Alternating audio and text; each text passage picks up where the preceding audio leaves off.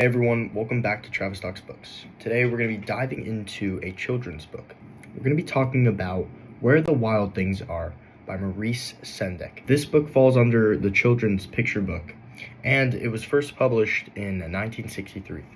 Despite this being such a simple story, it actually has been very popular for its illustrative work and its deep emotional theme. So for a brief summary, it starts with Max, this naughty kid who gets sent to bed after making a lot of trouble. But instead of sleeping, his imagination takes him to this far, far land in which he finds these large creature, beast-like things, and they make him the king. First, he finds that ruling all the creatures are very fun because, he gets to go his own way.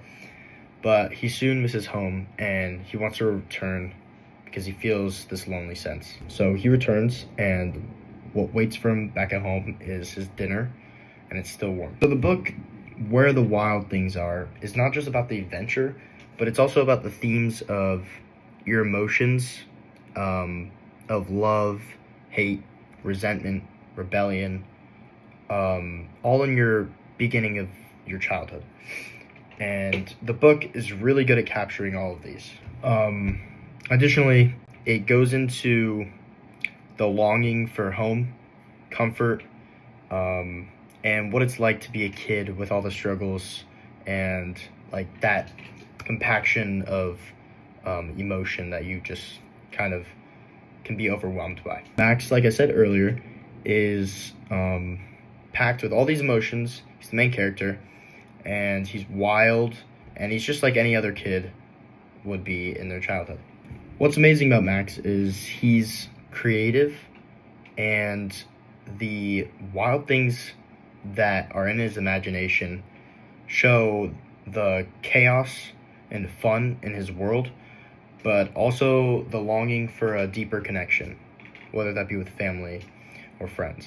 Even though this is a really short book, I think it's really well paced because it goes from the conflict at home to that awesome adventure in his imagination, and then back to the loving nature of his family back at home. It's really simple, but still very powerful how it's paced. Maurice Sendak's writing style is also really cool. It's super simple, but it's super powerful because it can be kind of read to anyone. It's like a universal text, and not only that, but it has this rhythm that makes it a lot more easier to read. The setting takes place mostly in his imagination. The wild things are like these wild beasts that are tamed by Max, and it's a complete contrast from his bedroom and quietness at home to all this chaotic world, chaotic island that he has within his head. I really like how this book captures each childhood emotion and how each wild beast encapsulated a different emotion. I thought that was super interesting. Another thing I thought was very interesting was the theme. I think the theme I picked up on was that home was always a place of refuge, and no matter what strong and chaotic emotions you're feeling, you'll always have home. If I had to make one comment about making it better, I would maybe add more dialogue, but honestly, its simplicity kind of made it powerful in its own unique way. So either way, if you add it or not, I think it is good as is, and it's a wonderful piece. Its emotional impact on me, it felt kind of nostalgic in a way because I could kind of resonate with the emotions that I felt as a child, being super mixed and chaotic. My overall impression on Where the Wild Things Are is that it's great.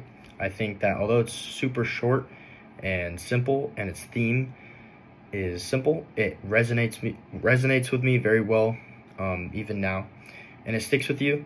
Not only that, but the composition of the book with all of its art and, again, general theme, I think it's a great masterpiece of a book. I would recommend this to people who like deeply illustrated books, maybe even comics, or maybe you want to read a bedtime story to a child, I would read this one because it brings the comfort and warmth of that family connectedness, and it also has a lot of illustration that's super interesting. I would give Where the Wild Things Are a 5 out of 5 because as a childhood book, it has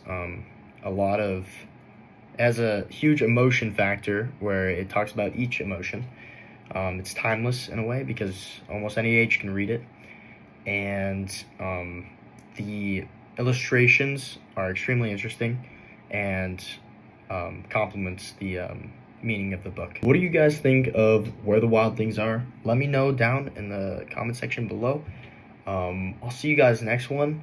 I don't know what I'll be rating next time, but I promise you it will be another great piece like this one. And yeah, Travis out. Make sure to like and subscribe.